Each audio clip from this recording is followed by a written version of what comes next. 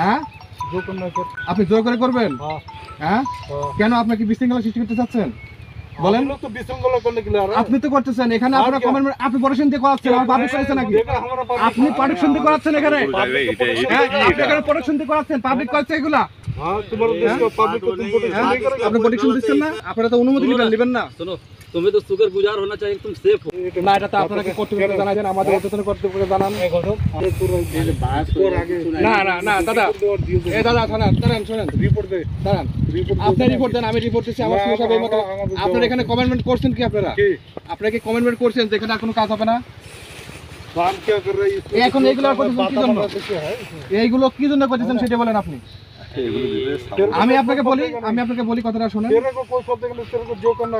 হ্যাঁ, আপনি জোর করে করবেন? হ্যাঁ, কেন আপনাকে বিশৃঙ্খলা সৃষ্টি করতে চাচ্ছেন বলেন? আপনি তো করতেছেন এখানে, আপনারা কমেন্ট, আমি বলি দাদা, বলি আপনাদের যে ঊর্ধ্বতন কর্তৃপক্ষ আছে না, সে বলছে এখানে আর কোনো প্রকার কোনো কাজ হবে না। আপনারা কমেন্টমেন্ট দিচ্ছেন, আপনাদের অফিসার, আপনাদের যে ডিআইজি লেভেলে। এখন আপনারা কেন জোর করে দিচ্ছেন? আবার বলছেন জোর করে দিবেন। পাবলিক আপনি প্রোটেকশন দিয়ে করাচ্ছেন, আমার পাবলিক করেছেন নাকি? আপনি প্রোটেকশন দিয়ে করাচ্ছেন এখানে, আপনি এখানে প্রোটেকশন দিয়ে করাচ্ছেন, পাবলিক করছে এগুলা। তা আপনি কি করতেছেন এখানে? পাবলিক দিলে পাবলিক দিতে আপনি কি করেন এখানে? আপনি এখানে কি করতেছেন? আমাদের দেশে ডিউটি তো আপনি পাবলিক দিয়ে করাচ্ছেন, আর বলছেন পাবলিক দিতে আমরা করতেছি না। কেন এই কথা বলতেছেন? কেন বলতেছেন? কেন এই কথা বলতেছেন? হ্যাঁ, বলতে পাবলিক দিচ্ছে, আপনি প্রোটেকশন দিচ্ছেন, আর বলতেছেন পাবলিক করতেছে। আপনি প্রোটেকশন দিচ্ছেন না? না, আমি এখানে আপনারা কমেন্টমেন্ট করছেন যেখানে আর কোনো কাজ করবেন না, তারপরে কেন আবার আসি এখানে এগুলো করতেছেন? এগুলা না, আপনি আমাদের কোম্পানি কোনের সাথে কথা বলেন, আপনারা যে এগুলো করবেন, আপনারা তো অনুমতি নেবেন না। तुम्हें तो शुक्रगुजार होना चाहिए, तुम सेफ हो। দাদা আমি বলি আপনাকে, আমি একটা কথা বলি, বলো, এইখানে আপনারা কমেন্টমেন্ট করছেন আর কোনো কাজ করবেন না, তা এখন আবার এগুলো করতেছেন কি জন্য? किसान अपना सेफ्टी के लिए काम कर रहा है। আপনাদের তো এখানে কিসের করার কথা না।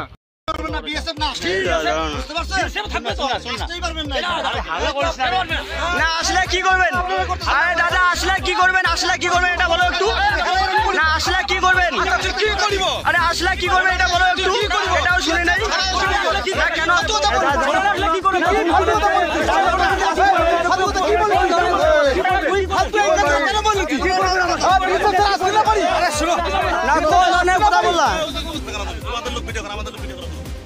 না, আপনাদের লোক করলো না। আরে দাদা ভালো, আমাদের লোক আপনাদের মতো করে মোবাইল নিয়ে আসে না, আপনাদের মতো করে মোবাইল নিয়ে আসে না, মোবাইল পকেটে নিয়ে আমরা ঘুরি না। আমরা যেগুলো ডিউটি করি, মোবাইল ছাড়া ডিউটি করি, মোবাইল ক্যাম্পে জমা থাকে। এদের কারোর কাছে মোবাইল নেই। তোরা কোথা থেকে ভিডিও করবে? ওরা এখন ভিডিও করার জন্য সে কোনো ক্যামেরা নিয়ে আসবে?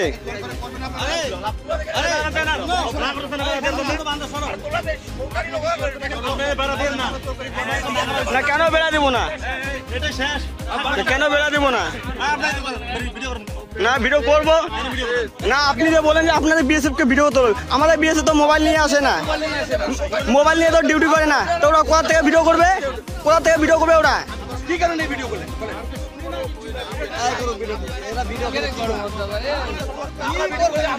ওই একই কেস, আপনারা যেটা করবেন সেটা আমরা করবো। তাহলে বাধা সৃষ্টি কেন করতেছেন ভিডিও করার জন্য? না, কেন বাধা করতেছেন? 100 বার বাঁধতে পারবো আমরা 100 বার বাঁধতে পারবো না, আমরা 100 বার বাঁধতে পারবো। 2010 সালে যখন চুক্তি দিয়েছে তখন মনে ছিল না?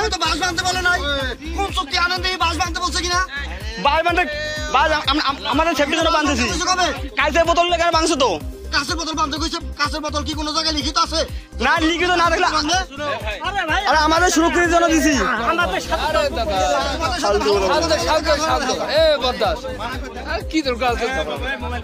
মল করবো আমি।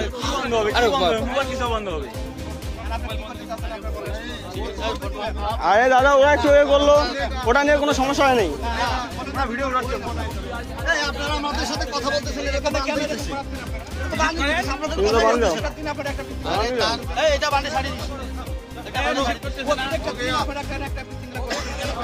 তাহলে আমরা পাবে সবাই বাঁধিব কালি থেকে।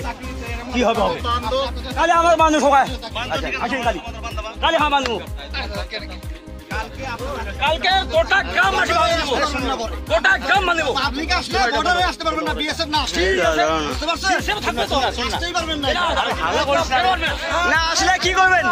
আরে দাদা আসলে কি? আজকে কয়েকদিন যাবৎ সংবাদে বাংলাদেশে খুব একটা আলোড়ন তৈরি হয়েছে। বেশ কিছুদিন যাবতই ঘটনাগুলো ঘটছে। তো সেটা হচ্ছে ভারত তার যে সীমানা রয়েছে সেই সীমানায় বিভিন্ন জায়গায় তারা কিন্তু কাঁটাতারে বেড়া দিচ্ছে।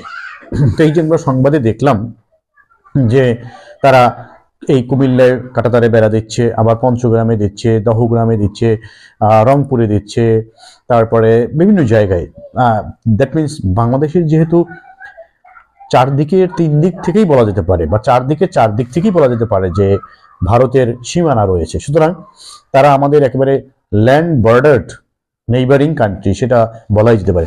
তো সেখানে তারা যেটা করছে বিভিন্ন জায়গাতে আন্তর্জাতিক যে আইন কানুন রয়েছে সেগুলো তারা মানছে কি মানছে না সেটা যেহেতু আমরা সংবাদে যেটা দেখতে পাচ্ছি বা শুনতে পাচ্ছি যে তারা সেই আইন কানুনগুলো সেভাবে মানছে না। ইন্টারন্যাশনাল যে রুলসগুলো রয়েছে সেগুলো না মেনেই দেখা যাচ্ছে যে তারা যে কোনো সময় হুট করেই কোনো ধরনের আলোচনা ছাড়াই একেবারে তাদের সীমানা অথবা স্থানীয় জনগণের দাবি যে তারা বাংলাদেশের সীমানার মধ্যে এসেও কিন্তু বিভিন্ন জায়গায় কাঁটাতারে বেড়া নির্মাণ করছেন। আবার যে সংবাদে আমরা দেখলাম চ্যানেল 24 এবং যমুনা টেলিভিশন, অন্যান্য বাংলাদেশের যে টেলিভিশনগুলো রয়েছে সেগুলোর নিউজে যে তারা কাঁটাতারে বেড়া নির্মাণ করছে, আবার সেই কাঁটাতারে বেড়ার মধ্যে বোতল টাঙিয়ে রাখছে। বোতলগুলো দেখে মনে হচ্ছে কোনো বেশিরভাগ মদের বোতল সেই ধরনের দেখা যাচ্ছিল। সুতরাং এই বোতলগুলো টানানোর উদ্দেশ্যটা স্পষ্ট নয়, তবে যতটুকু বোঝা যায় বোতল টানানোর হচ্ছে যে বেড়াগুলো, যে তারগুলো, কাটা তার যেগুলো, সেগুলো দূর থেকে দেখা যায় না। হয়তো বোতলগুলো টানানোর কারণে দূর থেকে দেখা যাবে, তারা এটা বুঝতে চেয়েছেন। কয়েকদিন আগে কলকাতার যে বিজেপি দলের নেতা শুভেন্দু বাবু তিনি বলেছিলেন যে যাতে সীমান্তে আরো বেশি বেড়া নির্মাণ করা হয়, সৈন্য মোতায়েন করা হয় এবং বিভিন্নভাবে ট্যাঙ্ক মোতায়েনের তিনি হুমকি দিয়েছিলেন। তো সেই যে হুমকি সেগুলোর কারণেই কিন্তু দেখা যাচ্ছে সেই ধরনের পদক্ষেপ কিন্তু নেওয়া হচ্ছে। এবং বিএসএফ দেখা যাচ্ছে বেড়া নির্মাণ করতে যাচ্ছেন, বাংলাদেশের বিজেপি যারা রয়েছেন তারা আবার সেগুলো গিয়ে প্রতিবাদ জানাচ্ছেন। সেখানে স্থানীয় লোকজন আবার ভারত থেকে কিছু লোকজন জয় শ্রীরাম অথবা জয় হরিরাম ইত্যাদি ইত্যাদি স্লোগান দিচ্ছে, আর বাংলাদেশে যারা রয়েছেন তারা আবার নারায়ণ তাকবীর, আল্লাহু আকবার ইত্যাদি বলে স্লোগান দিচ্ছেন। তো এই যে সীমান্তে কিন্তু এক ধরনের একটা জনগণের মধ্যে উত্তেজনা তৈরি হয়েছে, আবার অ্যাট দ্য সেম টাইম দেখা যাচ্ছে যে রাষ্ট্রীয়ভাবেও কিন্তু একটা উত্তেজনা বিরাজ করছে।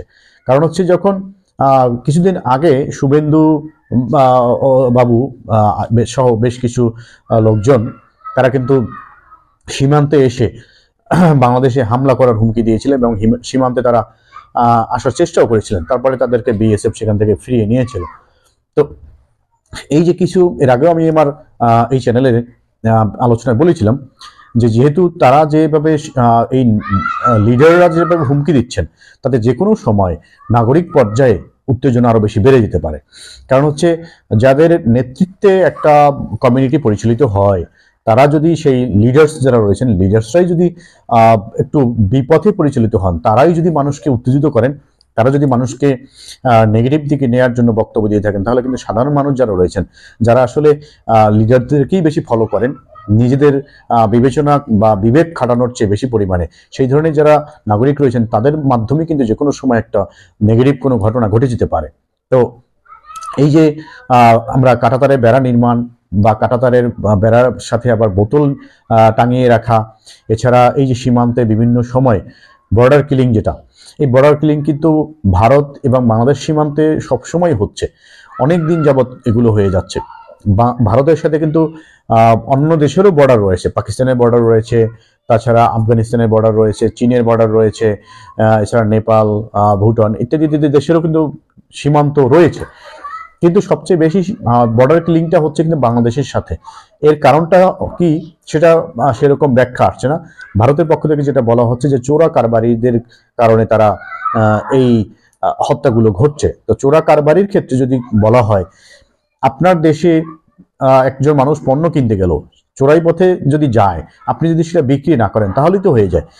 চোরাই পথে কেউ কোনো কিছু পণ্য কিনতে গেল, যারা ওখানে বিক্রি করছেন বিক্রেতা, তাদেরকে যদি আপনারা সেভাবে স্ট্রিক্টলি শাসন করতে পারেন যে আপনি চোরাই পথে অথবা ইললিগাল ওয়েতে কোনো কিছু বিক্রি করবেন না। আমাদের এটাই হচ্ছে সমস্যা। বিক্রেতা যারা মাদক যিনি বিক্রি করেন তাকে কিন্তু কখনোই শাসন করা হয় না, তাকে কোনো শাস্তি দেওয়া হয় না। যিনি ভোগ করেন বা যিনি ক্রেতা তাকে অতিরিক্ত শাস্তি দেওয়া হয়। তো এই যে অজুহাতে সীমান্তে বাংলাদেশের নিরীহ মানুষগুলোকে হত্যা করা হচ্ছে, অনেক সময় কৃষকদেরকেও হত্যা করা হয়। ইন্টারন্যাশনাল কিছু রুলস রয়েছে যে দুটো দেশের বর্ডারের যে সীমানা থাকে, সেই সীমানা থেকে এত গজের মধ্যে কোনো ধরনের স্থাপনা তৈরি করা যাবে না, এত গজের মধ্যে কোনো বেড়া নির্মাণ করা যাবে না। যদি বেড়া নির্মাণ করতে হয় তাহলে অবশ্যই উভয় দেশের সাথে আলোচনা করে নির্মাণ করতে হবে, তো উভয় দেশের সম্মতির ভিত্তিতে নির্মাণ করতে হবে।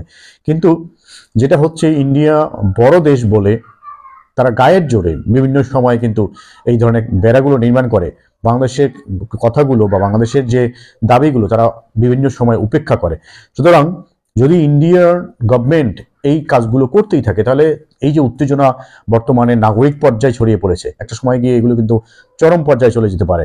কারণ দেখা যাবে সবসময় বিএসএফ বিজিবি কিন্তু পাহারায় একেবারে সীমান্তে থাকে না, কিছু সময় দূরেও থাকে। অনেক সময় দেখা যায় দুই দেশের সীমানে যে সীমানা থাকে, সীমানা প্রাচীর অথবা কাঁটাতার যেখানে থাকে, খুব কাছাকাছি কিন্তু নাগরিকরাই কাজ করে থাকে। দেখা যাচ্ছে বাংলাদেশের সীমানা যে কাছাকাছি সেখানে বাংলাদেশের কৃষকরা কাজ করছেন, আবার ইন্ডিয়ান সীমান্তে ইন্ডিয়ান কৃষকরা কাজ করছেন। তারপরেও সেখানে দেখা যাচ্ছে এই কৃষকদের মধ্যেও কিন্তু মারামারি দ্বন্দ্ব লেগে যেতে পারে। এই ধরনের লিডিং পর্যায় থেকে যদি নেগেটিভ বক্তব্য দেওয়া হয়, উস্কে দেওয়া হয়, মানুষকে ইন্ধন দেওয়া হয়, নেগেটিভ দিকে মানুষকে নেয়ার জন্য যদি বক্তব্য দেওয়া হয়, তাহলে কিন্তু এই ঘটনা ঘটে যেতে পারে। তো এখন যদি আন্তর্জাতিক আইন মেনে কোনো কাজ করা হয়, বাংলাদেশ থেকে তারা বলছেন প্রচুর পরিমাণে অনুপ্রবেশকারী ভারতে যাচ্ছে, তো বাংলাদেশ এবং ভারত উভয় দেশই কিন্তু উন্নয়নশীল দেশ। সুতরাং বাংলাদেশের চেয়ে ভারতে যে অতিরিক্ত সুখ শান্তি রয়েছে সেরকম কিছু নয়। সেই ক্ষেত্রে কোনো জায়গায় কোনো ইন্ডেক্সে কিন্তু বাংলাদেশে ভারতের তুলনায় শান্তি আরো বেশি বিরাজ করছে। যে কথাগুলো বলা হচ্ছে, বাংলাদেশে সংখ্যালঘুদের নির্যাতন করা হচ্ছে, বাংলাদেশ থেকে সংখ্যালঘুরা নির্যাতিত হয়ে ভারতে পালিয়ে যাওয়ার চেষ্টা করছে, যদি সেরকম হয় তাহলে এটা কিন্তু ইন্টারন্যাশনাল মিডিয়াগুলো রয়েছে সেখানে এগুলো আসার কথা। বিবিসি রয়েছে, CNN রয়েছে, আল জাজিরা রয়েছে, আমেরিকান এবং ইউরোপিয়ান কান্ট্রির অনেক মিডিয়াগুলো বাংলাদেশে স্বাধীনভাবে কাজ করতে পারছে। তারা যদি সেগুলো প্রচার করে সেগুলো কিন্তু আমরা জানতে পারবো, এবং ইন্টারন্যাশনাল কোর্ট রয়েছে, ইন্টারন্যাশনাল বিভিন্ন জায়গায় সংস্থা রয়েছে, তারা কিন্তু এগুলো নিয়ে কাজ করতে পারবেন। সুতরাং এই মিথ্যে অজুহাত না দিয়ে প্রতিবেশী রাষ্ট্রের সাথে প্রতিবেশী রাষ্ট্রের সম্পর্ক আরো ভালো করা উচিত। এই ধরনের কাঁটাতারে বেড়া নির্মাণ, সীমান্তে প্রতিনিয়ত সাধারণ নাগরিকদের হত্যা করা, এগুলোর মাধ্যমে কখনোই কিন্তু উভয় দেশের সাথে যে সম্পর্ক সেটা রিবিল্ড হবে না, আরো বেশি ডিস্ট্রয় হওয়ার সম্ভাবনা রয়েছে। সুতরাং যে কাজগুলো এখানে করা হচ্ছে প্রতিনিয়ত, সেগুলো কিন্তু অত্যন্ত নেগেটিভ একটি কাজ হচ্ছে, এবং এগুলো এই দুই দেশের সম্পর্ক, জনগণের মধ্যে যে উত্তেজনা তৈরি হচ্ছে, এই জনগণের মধ্যে উত্তেজনা তৈরি কিন্তু এই যে নেতৃত্বের স্থান থেকে উস্কে দেওয়াটাই আসল কারণ। সুতরাং বাংলাদেশের নাগরিক পর্যায়ে সিটিজেন টু সিটিজেন রিলেশন হওয়া উচিত। গভর্নমেন্ট টু গভর্নমেন্ট রিলেশন হলে সেই রিলেশন কিন্তু পার্মানেন্ট হয় না, কারণ গভর্নমেন্ট চেঞ্জ হয়। ডেমোক্রেটিক যে কান্ট্রিগুলো রয়েছে সেখানে গভর্নমেন্ট চেঞ্জ হয়, কিন্তু নাগরিক টু নাগরিক সম্পর্ক হওয়া উচিত। এই যদি সিটিজেন থেকে সিটিজেনের রিলেশনটা ভালো হয় তাহলে অবশ্যই দুই দেশেরই সেটা সম্পর্কের জন্য ভালো হবে, দুই দেশেরই স্বার্থের জন্যও সেটা ভালো হবে। সুতরাং বর্তমানে যে দুই দেশের বাণিজ্য অনেকটা বন্ধ রয়েছে, সীমান্তে যে হত্যাগুলো প্রতিনিয়ত হয়ে যাচ্ছে, উত্তেজনা বিরাজ করছে, বিজিবি বিএসএফ উত্তেজনা চলছে, নাগরিক টু নাগরিক উত্তেজনা চলছে, এগুলো নিরসন করা প্রয়োজন। আমরা যে সংবাদে যেগুলো জানতে পারছি, যেগুলো প্রতিনিয়ত দেখছি, এই ধরনের সংবাদ যাতে আমাদেরকে আর দেখতে না হয়, আমরা যেন এটা বুঝতে পারি এবং একটা সময় জানতে পারি যে না, বাংলাদেশের সাথে ভারতের সম্পর্ক আরো ভালো হচ্ছে, আগে যা ছিল তার চেয়ে আরো বেটার হচ্ছে, কারণ আমরা হচ্ছে উভয় দেশই একেবারে সীমানা এক, এবং উভয় দেশের কালচারও অনেকটা সেম। সুতরাং আমাদেরকে আরো বেশি পারস্পরিক শ্রদ্ধাবোধ দেখিয়ে উভয় দেশের সম্পর্ক দাদাগিরির ভিত্তিতে নয়, উভয় দেশের সম্পর্কটা পারস্পরিক শ্রদ্ধার ভিত্তিতে রিবিল্ড করতে হবে। শ্রদ্ধার ভিত্তিতে এই সম্পর্কটাকে আরো সামনে এগিয়ে যেতে হবে। আশা করছি উভয় দেশের নাগরিকরা সেই বিষয়গুলো বুঝবেন এবং উভয় দেশের সরকার সেই পদক্ষেপ গ্রহণ করবেন যাতে আমাদের উভয় দেশের সম্পর্কটা আরো বেশি ভালো হয়। তো সেই প্রত্যাশা রেখে আলোচনা এখানে শেষ করছি। সকলকে অসংখ্য ধন্যবাদ। আসসালামু আলাইকুম।